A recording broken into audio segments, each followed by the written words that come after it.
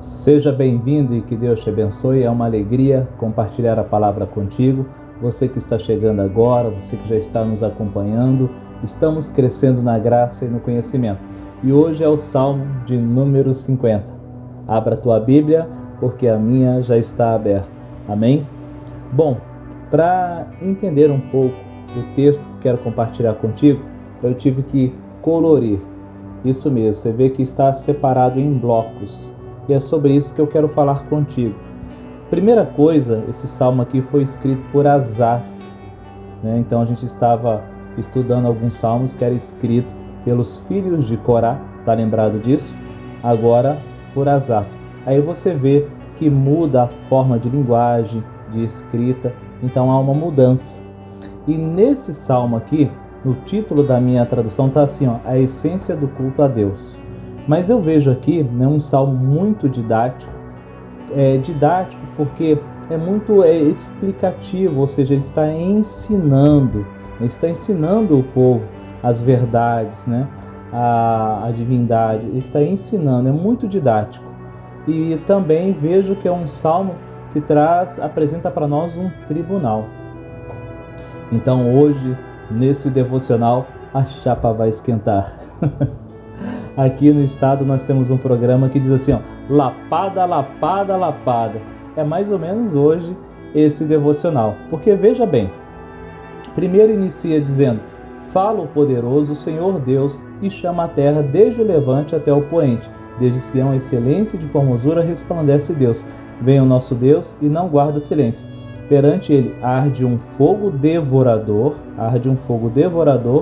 ao seu redor esbraveja grande tormento, ou seja, ele é soberano, ele é absoluto, né, e rege todas as forças da natureza. Quem vai livrar, né? Quem pode livrar da mão de Deus? Versículo 4. Intima os céus lá em cima e a terra para julgar o seu povo. Congregai os meus santos, os que comigo fizeram aliança, por meio de sacrifícios. Os céus anunciam a sua justiça, porque é o próprio Deus que julga. Então aqui ele apresenta-se como um juiz e ele vai apresentar os fatos. Então se você ler do versículo 7 até o versículo de número 15, você observa que eles guardavam as formalidades, ofereciam os seus sacrifícios, né? Procuravam cumprir a lei, conheciam os textos, né? Falavam sobre a aliança, mas o coração estava distante de Deus. E é um grande problema que nós temos, não é verdade? Muitas vezes você não perde culto, participa das casas de paz, né? Até mesmo está sendo discipulado, mas com o coração totalmente distante de Deus. Eu creio que isso não acontece com a gente, mas estava acontecendo naqueles dias. O povo estava oferecendo sacrifício, o povo estava falando das leis, né, falando sobre textos da aliança, mas estavam longe de Deus. Veja bem, quando você oferece a oferta no altar, Deus já olhou o coração do ofertante. Deus conhece o coração do ofertante. Então eles colocavam sacrifício e Deus está falando assim, vocês acham que eu sinto fome, que eu tenho fome, que eu preciso disso, se eu sou dono de todas as coisas? É a mesma coisa da pessoa que dizima e oferta, né? Sabemos que Deus é dono de todas as coisas. Deus não quer o meu dinheiro. Verdade, Ele não quer o seu dinheiro. Ele quer a tua fidelidade, Ele quer a tua devoção, Ele quer a tua obediência, Ele quer ver o que realmente está dentro do seu coração. E o que está dentro do nosso coração só é revelado diante de algumas situações que nós enfrentamos. Interessante, lendo esse texto, lembrei de 1 Samuel, no capítulo 15, versículo 22 a seguir. Olha só o que diz. Porém Samuel disse, tem porventura o Senhor tanto prazer em holocaustos e sacrifícios, quanto em que se obedeça a sua palavra? Eis que o obedecer é melhor do que o sacrificar, e o atender melhor do que a gordura de carneiros, porque a rebelião é como o pecado de feitiçaria, e a obstinação é como a idolatria e culto a ídolos do lar. visto que rejeitaste a palavra do Senhor, ele também te rejeitou a ti, para que não sejais rei. Lembra? Saul estava oferecendo sacrifício, mas o que adianta oferecer sacrifício se é desobediente? E na verdade, falando sobre a obediência, é um grande problema hoje que nós temos na igreja, porque muitos não querem obedecer. Infelizmente, principalmente aqui nós temos uma cultura. Muitos vieram de lares e não aprenderam a honrar pai e mãe, a obedecer os seus pais, e isso vem para a igreja. E aí então de repente ele está na igreja, mas não quer obedecer aquilo que determina a palavra de Deus, aquilo que é princípio da palavra de Deus, ele não quer obedecer. Ah não, eu amo Deus, Deus está no meu coração. Ah, Deus conhece, e Ele conhece perfeitamente e sabe o que está dentro do seu coração. Por isso que eu falei lapada, lapada, lapada, porque Ele conhece o seu coração. Talvez você oferece sua oferta, o seu dízimo, mas o coração é podre. Aí você fala, por isso que eu não estou na igreja. Pior ainda, porque aquele que está na igreja está tentando se consertar, aquele que está fora já se entregou. Não é complicado? Veja bem, mas continuando aqui no texto, então ele fala, eu estou colocando minhas palavras, o que adianta me oferecer sacrifício se não me obedece? O que adianta oferecer sacrifício se não me honra com as suas atitudes? Aí então a gente vai ver no versículo de número 16 a seguir, ele faz uma lista. Olha só no versículo 16, do que serve repetires os meus preceitos e teres nos lábios a minha aliança, uma vez que aborrece a disciplina. Quantas pessoas você vai ensinar uma disciplina, a pessoa fala, então eu vou sair da igreja, então não quero mais, eu entrego tudo. Então, aborrece a disciplina, rejeita as minhas palavras, ou seja, a palavra, o que está dizendo, não quer obedecer. Se vê um ladrão, se torna cúmplice. Isso aqui é na tradução NVI. Se vê um ladrão, se torna cúmplice. Pastor, eu jamais faria uma coisa dessa. Quer ver que faz? Agora está chegando a época de eleição.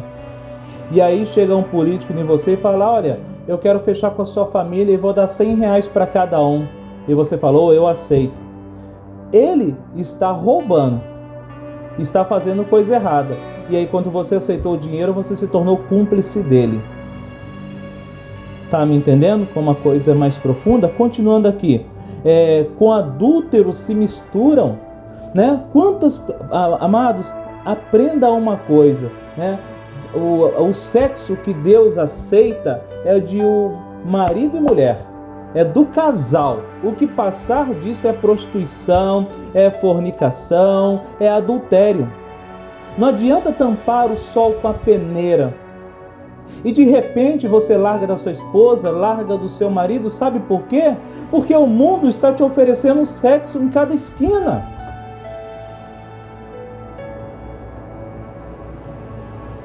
A sensualidade anda solta. E muitas vezes você vai se entregando a tudo isso.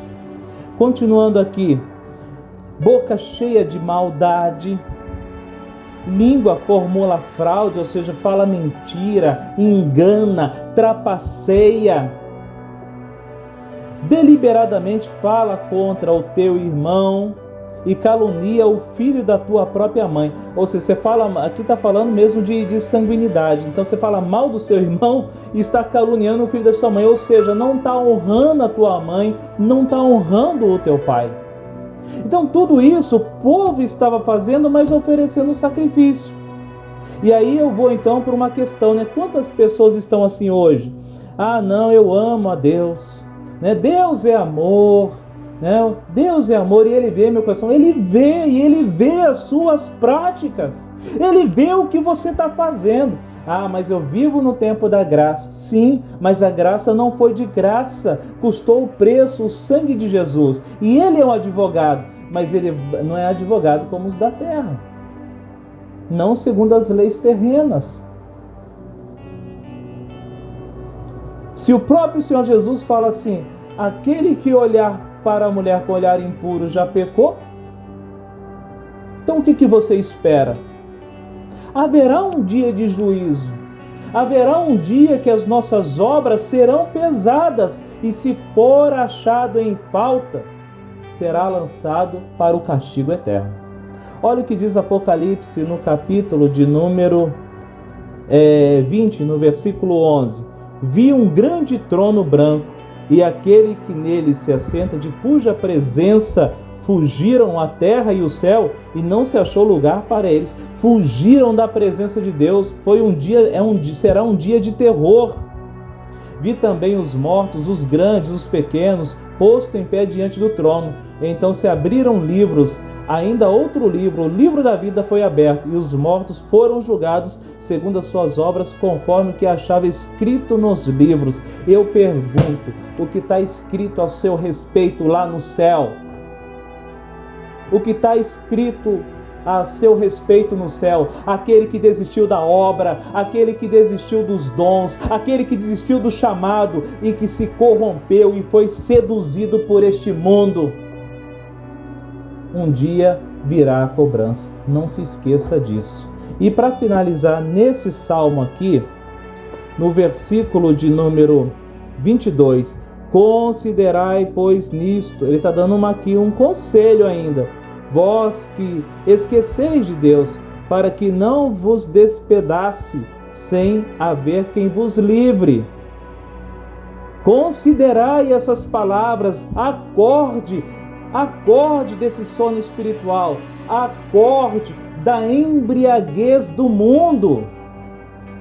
E para fechar, versículo 23, o que me oferece sacrifício de ações de graças, esse me glorificará, e o que prepara o seu caminho, dar-lhe-ei que veja a salvação de Deus. Ou seja, aquele que oferece um sacrifício que agrada a Deus, ou seja, a tua própria vida é um sacrifício.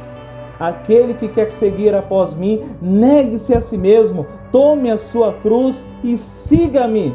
Então eu tomo a cruz de Cristo e tomo a decisão de carregar. Eu sou um sacrifício vivo diante do Senhor e os meus caminhos agora pertencem ao Senhor. Pode ter certeza que encontra salvação. Glória a Deus! Guarde essas palavras no teu coração e que Deus te abençoe.